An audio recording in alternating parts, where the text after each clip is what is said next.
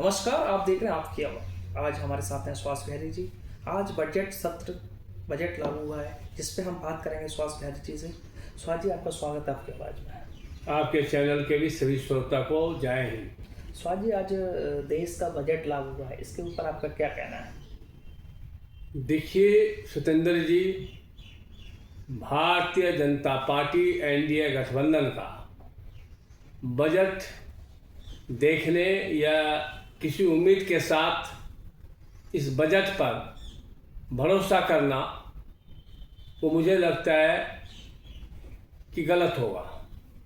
कारण यह सरकार, भाजपा की सरकार, एनडीए की सरकार हमेशा से साहूकारों का पार्टी रही है और व्यापारियों के हित में ज़्यादा ध्यान रखने वाली पार्टी है ये सरकार है। इसमें इस बजट में और इससे पहले भी जितनी बजट आई है उसमें गरीबी रेखा से थोड़ा सा ऊपर जो मध्यम वर्गीय लोग हैं उनके लिए यह सरकार कोरोना के रूप में है।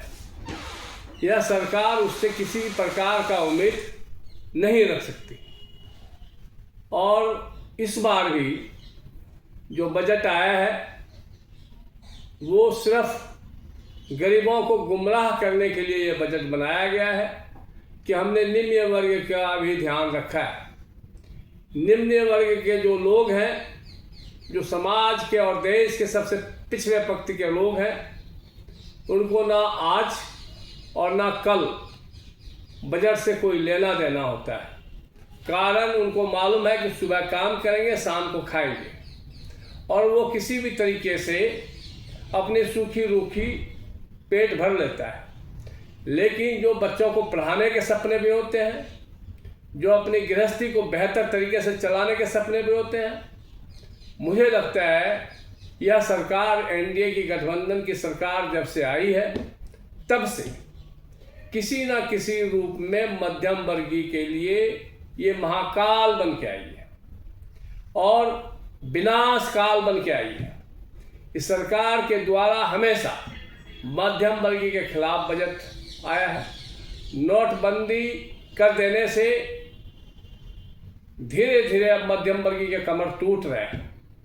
जो थोड़ा सा सपने सड़ों करके ऊपर उठा था, उन लोगों के अब कमर टूट रहे हैं। जीएसटी लगा देने से रोजगार का जो थोड़ा बहुत छोटे मोटे रोजगार करके लोग ऊपर उठ रहे थे, उनके कमर को तोड़ दिया है। यह सरकार गरीबों का, मध्यम वर्गीय का रीढ़ तोड़ देने वाली सरकार है और इससे देश और समाज बहुत कमजोर हुआ है। और आज भी जो बजट आया है वो मध्यम वर्गीय के लिए काल ही बन के आई है। बिहार राज्य को चुनाव को देखते हुए जो इन्होंने बिहार वासियों को लुभाने वाली बात रखा है, बिहार की जनता एक बार नहीं 2 बार, इससे पहले जो विधानसभा 2 बार बिहार में हुआ उसमें ऐसे लग रहे थे मोदी जी जैसे कोई व्यापारी के रूप में सारा पेटारा बिहार के लिए खोल दिया हो। कितना दे दें, इतना दे दें, इतना दे दें, इतना दे दें, इतना दिया। उसमें से बिहार वासियों को आज क्या मिला? और आज भी बिहार के लिए अलग पैकेज की जो बात किया है, सिर्फ चुनाव का ये जुमलाबाजी है। बिहार वासी भली भांति जानते हैं कि ना पहले मिला ना अब मिलने वाला। बिहार नहीं, देश की जनता भारतीय जनता पार्टी के एक एक नेता के चेहरे और चरित्र से वाकिफ हो चुका है और निश्चित रूप से इनसे किसी भी प्रकार का उम्मीद या जो ये लुभाने वाली बातें रखते हैं, इससे देश ना लुभाने में आने वाली है, ना बजट से आने वाली है और ना दिल्ली की जनता जो अभी चुनाव मैदान में है। इस चुनाव में भी भारतीय जनता पार्टी के द्वारा केजरीवाल जी को जो कहते थे कि रेवड़ी बांट रहे हैं, वह रेवड़ी भारतीय जनता पार्टी भी खूब दिल खोल करके बांटने का प्रयास किया है। लेकिन मोदी जी के या भारतीय जनता पार्टी के किसी भी नेता पे जनता आज भरोसा करने योग्य नहीं रह गई है और ये चाहे जितना मर्जी रबड़ी बांटें या जो मर्जी घोषणा करें, देश की जनता, दिल्ली की जनता, बिहार की जनता, अन्य राज्यों की जनता अब इनके बहकावे में नहीं आने वाली है।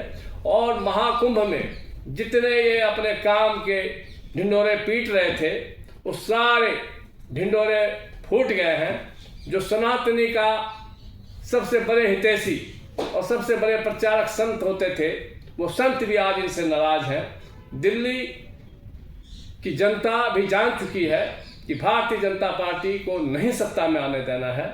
और हाल ही में बजट के अंदर हर 12 लाख एनुअल कमाने वाले को टैक्स फ्री किया गया है, इस पे क्या कहना है आपका? देखिए, मैंने वही बात बोला कि जो सबसे निम्न वर्ग के लोग हैं, जो दिहाड़ी मजदूर हैं और बेरोजगार मजदूर हैं, वो रोटी के लिए तरस रहे हैं। आज भी महिलाएं 6,000 रुपये में 12 घंटे काम कर रही है और उसमें पता नहीं उसका कितना शोषण होता है। आज भी 8,000 9,000 में गार्ड के रूप में चौकीदार 12 घंटे की ड्यूटी कर रहे हैं, वो भी ठेकेदारों के द्वारा कई महीने के उनके पैसे ही नहीं देते हैं। तो ऐसे लोग के लिए क्या पड़ता है? उनको तो पता है कि मुझे तो 2 टाइम की रोटी सूखी रूखी मिल जाए, तो उसी में वो सरकार का क्या बजट है, सरकार का क्या बजट नहीं, उन लोगों को उससे कोई लेना देना। जनता को कुछ सहूलियत मिलेगी कैसे टैक्स फ्री करने से? जनता को क्या मिलेगा? जिनके लिए टैक्स फ्री किया उनके पास पैसे ही नहीं। अच्छा। और आज अगर मान लीजिए कोई एम्प्लॉइज है, मध्यम वर्ग में कोई आदमी है, तो निश्चित रूप से वो 11 और 12 लाख से ऊपर चला जाएगा। और अगर वो चला जाता है तो उस पर आपने टैक्स का मार दे दिया, हाउस टैक्स का मार दे दिया, और भी अलग अलग सामान खरीदारी पे जीएसटी लगा दिया। जितनी चीज़ें खरीदेगा उतनी बार जीएसटी का भुगतान करेगा। हॉस्पिटल में जाएगा जीएसटी देगा।